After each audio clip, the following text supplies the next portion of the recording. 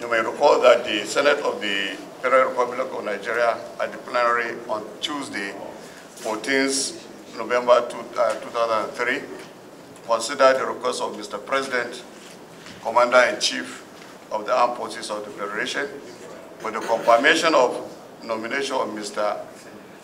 Aminu Maida as the Executive Vice Chairman of the Nigerian Communication Commission, and refer same to our committee for the further legislative action. This nomination is in the consonance with the provision of Section 5(2)(b) and 8(1) of the Nigerian Communication Commission Act 2003. In compliance with the above provisions, I wish to inform the nominee that this is the reason you are appearing before this committee today, to enable us examine your credentials, seek your view, opinions, and current issues bordering on the law and the strategic management and communication policy, regulations, and generally consider your stability for the position to which you have been nominated. The above will guide the committee in its presentation of the report to the Senate. We do hope that all the necessary documents like your CV, credentials, code of conduct, acknowledgement slip are all in time before the committee. I'm a 43-year-old indigene of Katsina State. My most recent experience prior to my nomination by the President of the Federal Republic was at the Nigeria Interbank Settlement Systems. I was there as the Executive Director for 4 years, responsible for technology and operations, where I oversaw the entire IT infrastructure as well as the strategy for operations. Prior to that, I was also the Chief Technical Officer at a Nigerian fintech called Arca Payments. And prior to that, I was in the United Kingdom, where I worked in various roles, spanning both enterprise technology and telecoms. Significantly of which, relevant for this role, I worked with the British Telecoms, which is the largest UK mobile operator. In various roles, I was on the team that deployed the first ever emergency communication system on mobile networks. And in addition, I also deployed the second largest miniaturized base station technology known as small cells within the United Kingdom. I am honored and I recognize that this role confers on me a high degree of responsibility to advance the country's telecommunications industry to become a solid foundation for the goals of prosperity that the digital economy under Mr. President's Renewed Hope agenda promises. I do not take the weight of this assignment for granted. Mr. Nominee, my question to you is that what are your top priorities? Top priorities if you are confirmed as the EVC of NCC, having regard to the criticality of the telecom sector in modern economic development. So in terms of my top priorities, I see we have two immediate top priorities in the short term. One is to improve coverage and connectivity within the country. The Minister, through the President's agenda, has set us very clear targets, and we intend to meet that. And the second is to make sure that the consumers, me and you, at the end of the day, we're still consumers of telecom service. The second priority I see is to make sure we are getting value for money. So everything in terms of transparent billing, reduction of voice calls, good quality service, that will be under my second priority to ensure that the consumer gets value for money. Nigeria is still largely a rural country. Considering the fact that if you take Lagos away from the Lagos state, take Port Harcourt away from rivers, take Kano away from Kano state, take Bauchi away, take Katsina even where you come from, largely rural. And you discover that the services of these service providers are actually more or less around the urban communities. And for us to be able to carry along the rural communities. We need to enhance services. We need to inform the service providers that all is not about money. It's about servicing the community. It's about having a platform, a pedestal for us to come together and act as a nation. What do you plan for this massive rural poor reception or participation of these service providers? What do you hope to achieve? What do you hope to achieve when you come on board? Happily, some of your colleagues are here. What do you hope to achieve to making sure that you bridge the gap between these rural communities and urban communities so that everybody will have services as at when he wants it? In terms of rural communities and access to services, how we will close the gap. As you all know, we have a Universal Service Provision Fund within the NCC. Now, my vision and my goal is to rethink how we use that fund and leverage partners, my partners in NIPOST and my colleagues in NICHCOMSAT, whereby we provide more holistic solutions, but starting more from the access side.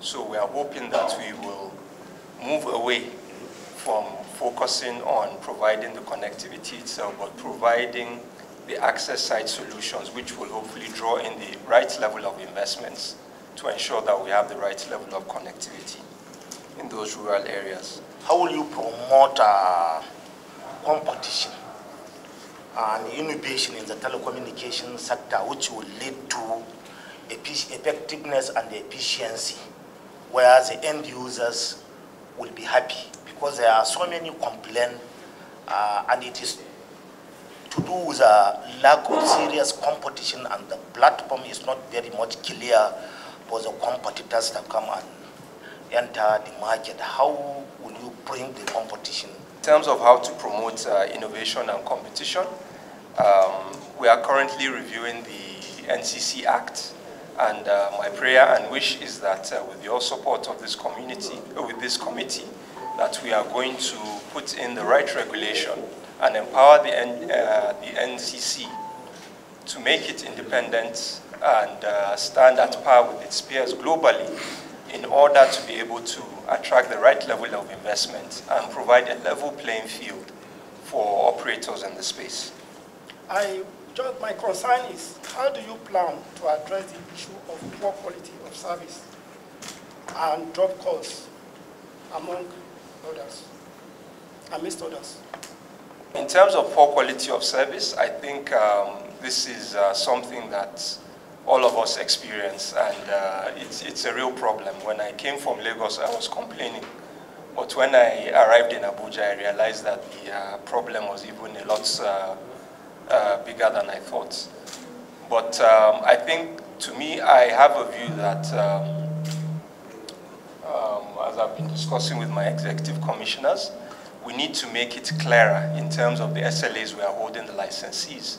And we also need to look at our compliance and enforcement. Today we have about 8,000 licensees, and we have about less than 100 people in our compliance department. So we're going to be looking at using technologies which will move us away from after-the-fact compliance monitoring on the SLA obligations to hopefully we can be doing it real time. We've had issues with our electoral system because of uploads of results as a result of failure of networks. What can you do differently to add value to what is currently being practiced so that at least we will not have the kind of problems we've been having over the years since the introduction of electronic voting? The issue of the electoral system, I think in summary, it's one of the major contributing factors is network coverage. So like I said previously, we're going to be rethinking how we do our rural connectivity. But I also believe that with the change focus we're going to have of how we drive improvement of quality of service, we will see a huge improvement in that system, because I don't think the technology has a problem.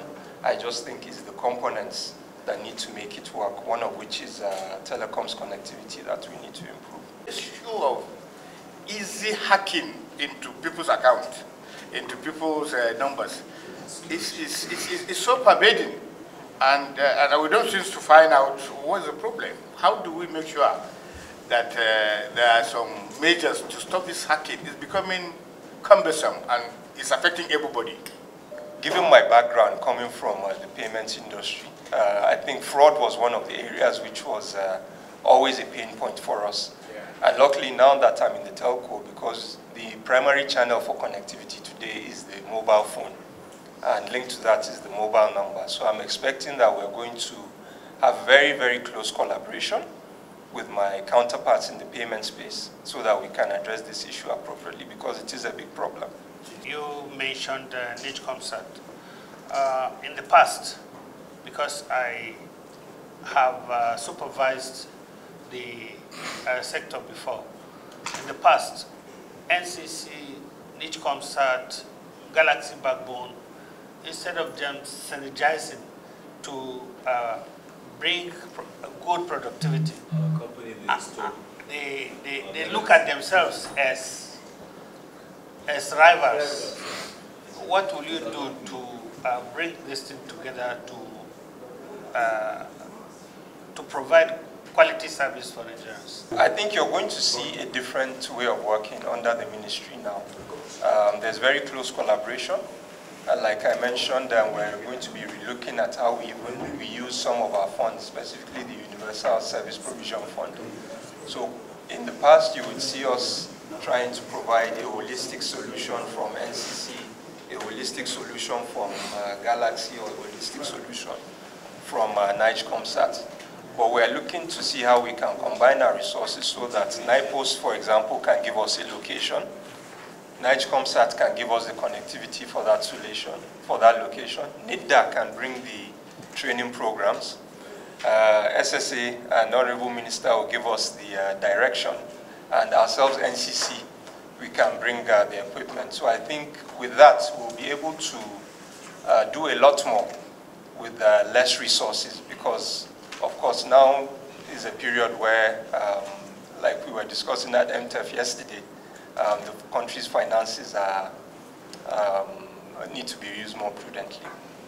And I want to thank my colleagues for these contributions, and I hope with what you have seen now, it will be very easy for him to now take a bow, and his confirmation will just be, will be done with immediate alacrity, as we say in the military. Thank you very much.